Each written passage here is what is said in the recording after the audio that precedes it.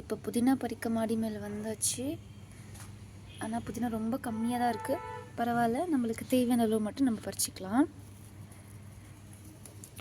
ஏன்னா பானிபூரிக்கு வந்து அந்த மசாலா நம்ம இது பானி பண்ணுவோம்ல, அதுக்கு நிறைய புதினா இருந்தால் தான் நல்லாயிருக்கும். சரி பரவாயில்ல, நம்மக்கிட்ட எவ்வளோ இருக்கோ அவ்வளோ மட்டும் பறிச்சிக்கலாம்.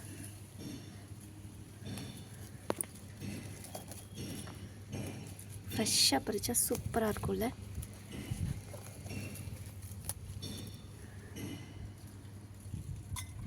இது பத்தாது, இன்னும் வேணும். நம்ம தேவையான அளவுக்கு மட்டும் பறிச்சிக்கலாம்.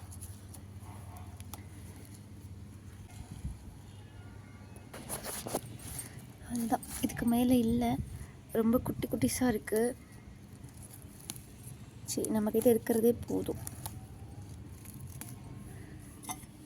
எனக்கு இவ்வளோ கிடச்சிருக்கு, இதுவே போதும். இதை வச்சே நம்ம பானி சைடில் வாங்க. ஹலோ, இன்றைக்கி நம்மளோட டைனி ஃபுட் எபிசோடில் வந்து பானிபூரி எப்படி செய்யுதுன்னு பார்க்கலாம் வாங்க. ஃபஸ்ட்டு பூரி எப்படி செய்யுதுன்னு பார்த்துடலாம். இங்கே பாருங்கள், இது வந்து மைதா, இது வந்து ரவை. நான் உங்களுக்கு காமிக்கிறதுக்காக தான் ரெண்டுமே ஒரே கப்பில் போட்டு வந்திருக்கேன். ரவையை விட மைதா வந்து 1 ஸ்பூன் அளவுக்கு கம்மியாக இருக்குது. இது கூட நம்ம கொஞ்சமாக தேவையான அளவு உப்பு ஆட் பண்ணி நல்லா பசைஞ்சு வச்சுக்கலாம். ஃபஸ்ட்டு நம்ம பானிபூரிக்கு தேவையான மாவு வந்து நல்லா பசைஞ்சு வச்சுக்கலாம். சரி வாங்க, இப்போ நம்ம பானிபூரிக்கு வந்து ஃபஸ்ட்டு மாவு பசைஞ்சு வச்சுட்டு அதுக்கப்புறமா மற்றதெல்லாம் பார்க்கலாம். இதுக்கு நான் சொன்ன மாதிரி 1 கப் அளவுக்கு ரவை எடுத்திருக்கேன். அது ஃபஸ்ட்டு போட்டுக்கலாம். அதுக்கப்புறமா அதே மாதிரி கப்பில் ஒரே 1 டேபிள் ஸ்பூன் அளவுக்கு கம்மியாக மைதா ஆட் பண்ணிக்கலாம். இது கூட தேவையான அளவு உப்பு மட்டும் ஆட் பண்ணிக்கலாம். தேவையான அளவு போதும், நிறைய போட வேண்டாம். ஃபஸ்ட்டு இதெல்லாம் நல்லா மிக்ஸ் பண்ணிடலாம். அதுக்கப்புறமா நம்ம தண்ணி விட்டுக்கலாம். மிக்ஸ் பண்ணியாச்சு. இப்போது நிறைய ஊற்றிட வேண்டாம், கொஞ்சம் கொஞ்சமாக பார்த்து ஊற்றிக்கோங்க. ஏன்னா பசிறப்ப தெரியும்.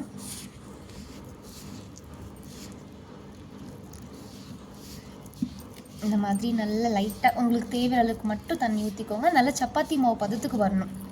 நிறைய தண்ணி ஊற்றுனீங்கன்னா நல்லா கஞ்சி மாதிரி ஆகிடும். பாருங்கள், இந்த மாதிரி கெட்டியாக இருக்கணும், ரொம்ப தண்ணியாகவும் இருக்கக்கூடாது.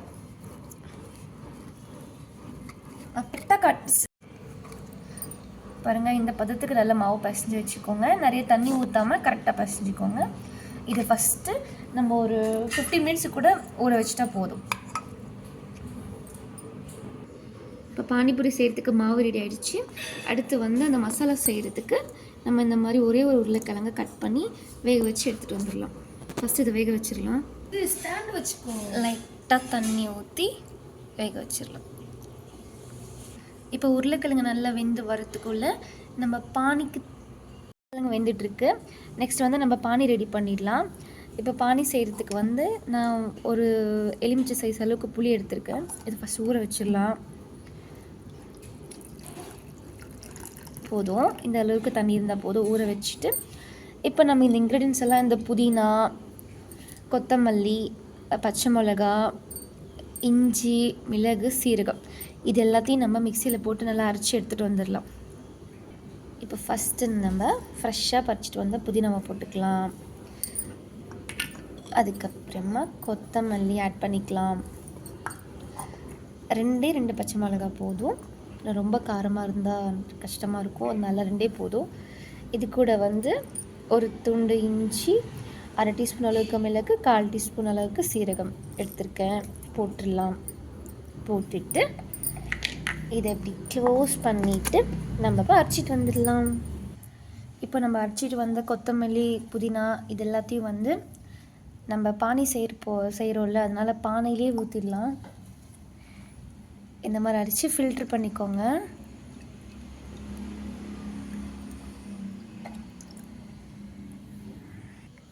இந்த மாதிரி நல்லா வடிகட்டி எடுத்துக்கோங்க.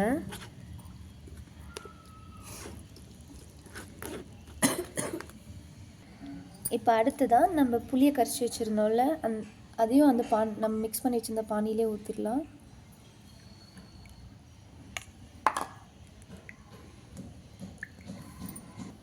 இப்போ பானி வந்து ரெடி ஆகிடுச்சு. இப்போ இதில் வந்து நம்மளுக்கு தேவையான உப்பு மட்டும் ஆட் பண்ணிக்கலாம். ஸ்பைசஸ்லாம் தேவையான அளவு மட்டும் போட்டுக்கோங்க, நிறைய போட்டுறாதீங்க. நம்ம ஆல்ரெடி இதில் பச்சை மிளகா 2 போட்டிருக்கோம், அதுவே போதுமானது தான். உங்களுக்கு இன்னும் நல்ல காரமாக வேணும்னா நீங்கள் இந்த மிளகாத்தூளை வந்து ஆட் பண்ணிக்கலாம். எனக்கு தேவையில்லை, எனக்கு அந்த 2 பச்சை மிளகாவே போதும். இப்போ பானியை வந்து நம்ம டேஸ்ட் பண்ணிடலாமா?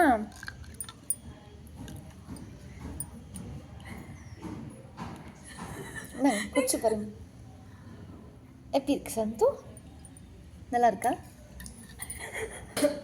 சூப்பராக பானி ரெடி ஆகிடுச்சு. இப்போ இதையும் நம்ம க்ளோஸ் பண்ணி வச்சுட்டு அடுத்து வந்து நம்ம பூரி சுடலாம். இப்போ வந்து உருளைக்கிழங்கும் ரெடி ஆகிடுச்சு.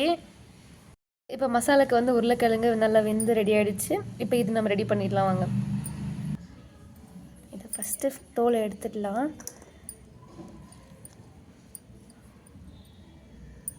நல்லா வெந்திருக்கு உருளைக்கிழங்கு. என்ன சந்தோஷினி? அவ்வளோதான், நம்மளோட மசாலாவுக்கு உருளைக்கிழங்கு ரெடி ஆகிடுச்சு. நெக்ஸ்ட் இது கூட வந்து நம்ம ஆனியன் சேர்த்துக்கலாம். கொஞ்சமாக போதும். அதுக்கடுத்து இது கூட மிளகாத்தூள் சேர்த்துக்கலாம். அப்புறமா தேவையான அளவு உப்பு எல்லாம் சேர்த்து நல்லா பசைஞ்சிக்கலாம்.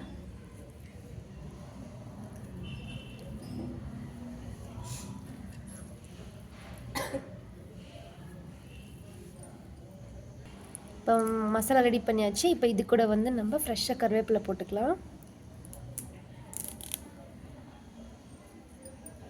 அவ்வளோதான். இப்போ நம்ம பானிபூரி செய்கிறதுக்கு பானிபூரி மசாலாவும் ரெடி ஆகிடுச்சு, பானியும் ரெடி ஆகிடுச்சு, மாவும் ரெடி ஆகிடுச்சு. இப்போ நம்ம நெக்ஸ்ட்டு பானிபூரி சுடலாம் வாங்க. இப்போ அடுப்பு காய வச்சாச்சு. நெருப்பை விட அதிகமாக புகை தான் வருது. இப்போ நெக்ஸ்ட் இதில் எண்ணெய் ஊற்றிடலாம். பூரிக்கு தேவையான அளவுக்கு எண்ணெய் ஊற்றிக்கோங்க.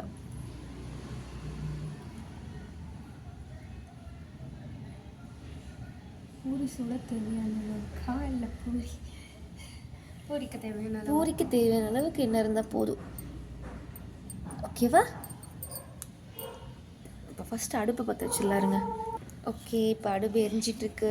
நல்லா எண்ணெய் சூடாக காயிட்டோம். அதுக்குள்ளே நம்ம பூரிக்கு அந்த மாவு திரட்டி வச்சுக்கலாம்.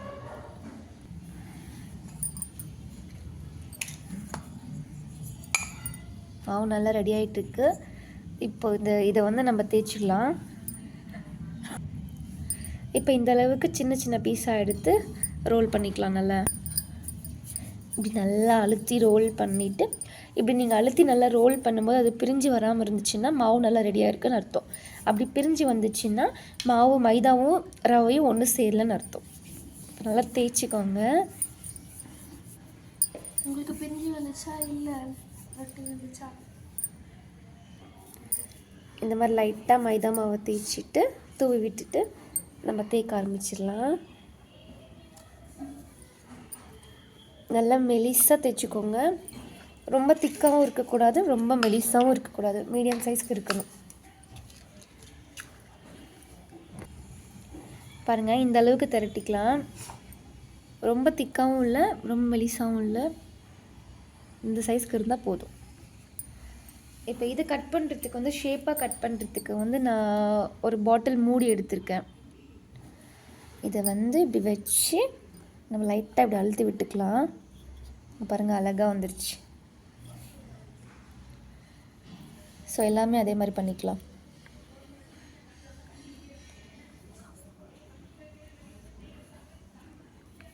பாருங்கள், அழகாக வந்திருக்கு. இதே மாதிரி எல்லாமே செஞ்சு நம்ம பூரி சுட்டுடலாம்.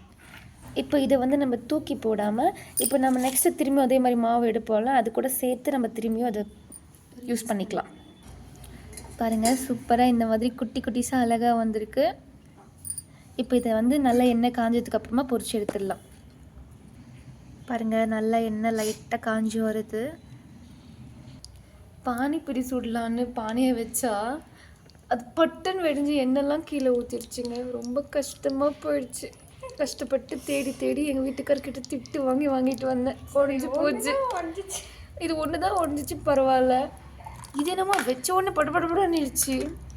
சரி தனியாக சவுண்டு கேட்குது. சரி ஓகே விடுங்க, அவங்க என்ன பண்ண நம்ம இதில் செஞ்சுக்கலாம். எண்ணெய் வந்து மீடியமாக காஞ்சிருக்கு. இப்போ வந்து நம்ம பூரி போட்டு எடுத்துடலாம்.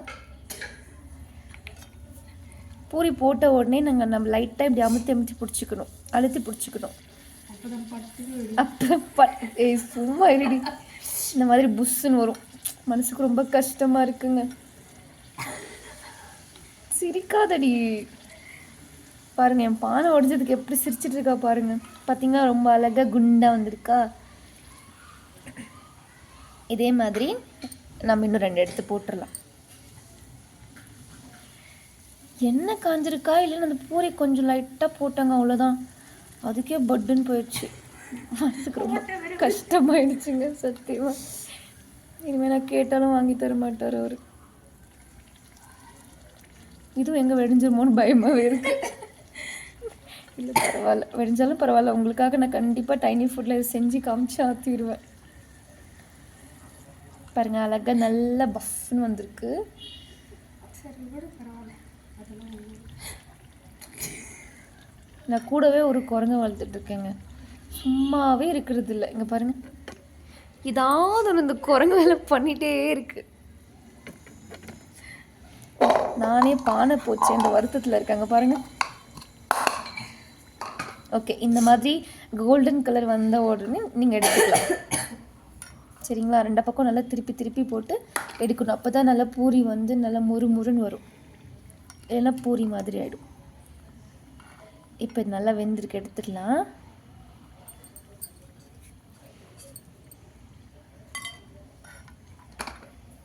இதே மாதிரி எல்லாமே போட்டு நம்ம எடுத்துகிட்டு வந்துடலாம். ஓகேவா?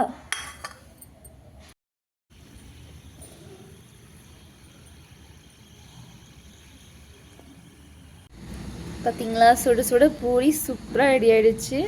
இதை வந்து இப்படி ப்ரெஸ் பண்ணாலே நல்லா மொறுன்னு ஆகும் பாருங்கள். இப்போ நம்ம ஒரு பூரி எடுத்துக்கிட்டு அதை லைட்டாக இப்படி உடச்சி விட்டுக்கலாம். உடச்சிட்டு இது கூட கொஞ்சோண்டு நம்ம செஞ்சு வச்சுருக்கோம்ல உருளைக்கிழங்கு, அது இதில் ஆட் பண்ணிக்கலாம். ஆட் பண்ணிவிட்டு அதுக்கப்புறம் நம்ம ரெடி பண்ணி வச்சுருக்கிற பானை இருக்குல்ல, சூப்பராக டேஸ்ட்டாக இருக்குது, அதை லைட்டாக இதில் ஊற்றிக்கலாம்.